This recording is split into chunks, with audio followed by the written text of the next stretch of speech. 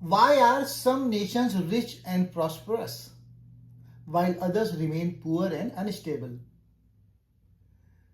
The author's main argument is that a nation's success or failure does not depend on geography, culture, or natural resources, but on its institutions.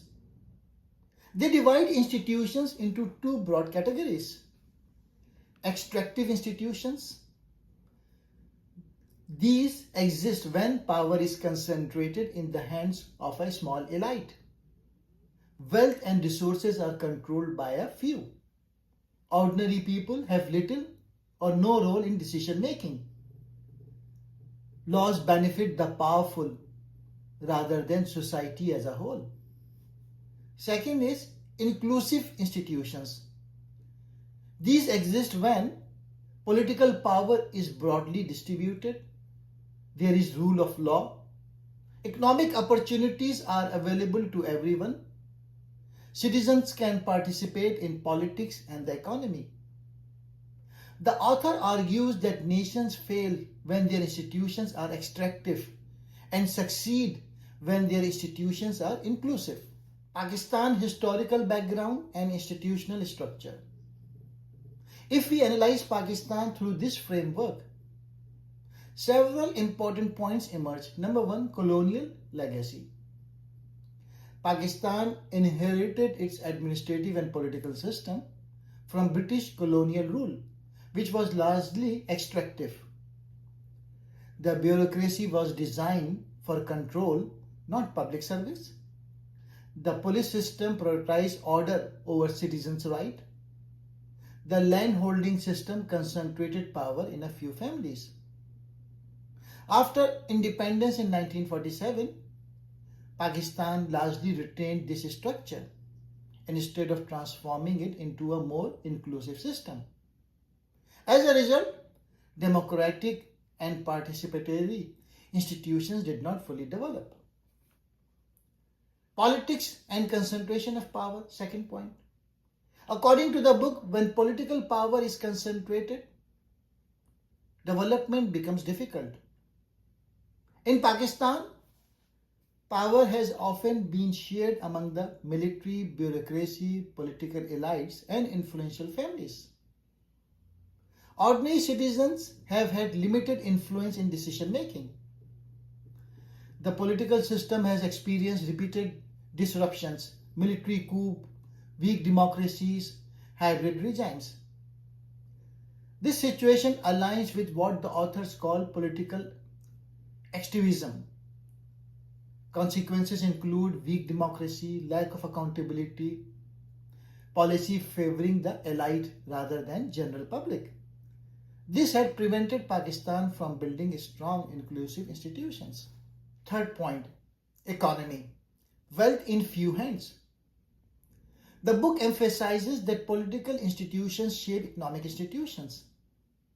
If politics is extractive, the economy will be extractive. In Pakistan, major industries have been dominated by a few families or groups. Small businesses and ordinary people have struggled to compete.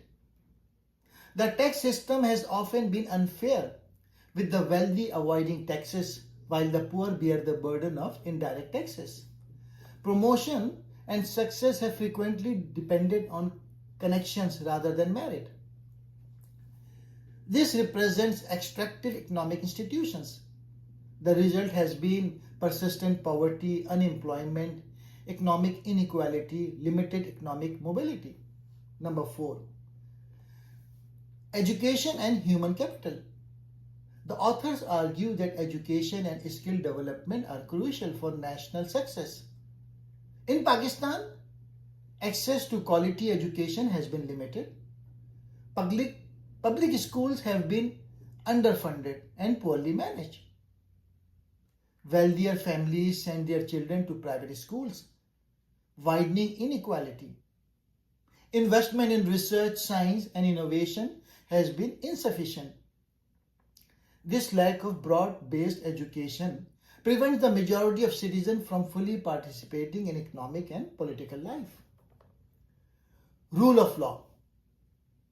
The book states that in successful nations, the law applies equally to everyone. In Pakistan, powerful individuals often escape punishment.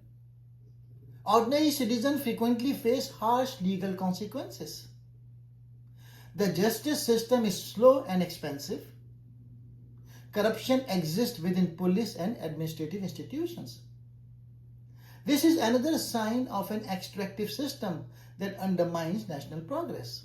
Pakistan and critical junctures. The author argued that history represents key moments when nations can change their trajectory.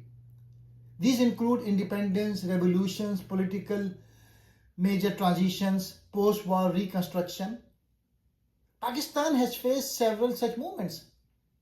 1947 independence, 1971 separation of East Pakistan, 1988 return to civilian rule, 2008 restoration of democracy after military rule.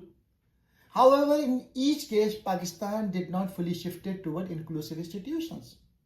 Instead, existing power structures largely remain intact. Why has Pakistan struggled according to the book's framework? Applying the book's theory to Pakistan suggests that the country has faced difficulties because political power has remained concentrated, economic opportunities have not been widely shared, rule of law has been weak, institutions have often served elites rather than public. These factors have hindered Pakistan's progress toward becoming a fully developed and prosperous nation. How can Pakistan succeed? Lessons from the book. According to Why Nations Fail, Pakistan would need the following changes to move towards success. Number one, inclusive politics, strengthening genuine democracy, ensuring an independent judiciary, protecting free media, encouraging public participation in governance. Number two, inclusive economy, supporting small and medium enterprises, promoting merit-based opportunities, creating a fair tax system, reducing elite monopolies. Third, a strong rule of law, equal applications of law, reducing corruption, reforming police and judicial systems. Number four, investment in education and innovation, improving public education, encouraging scientific research and technology, equipping young people with modern skills. The book's main message for Pakistan. The main lesson of Why Nations Fail for Pakistan is nations don't fail because they lack resources. They fail because they lack inclusive institutions. If Pakistan builds more inclusive, transparent, and accountable institutions, it can become a prosperous and stable nation. However, if power remains concentrated and institutions remain extractive, the country will continue to face economic and political challenges. Thank you.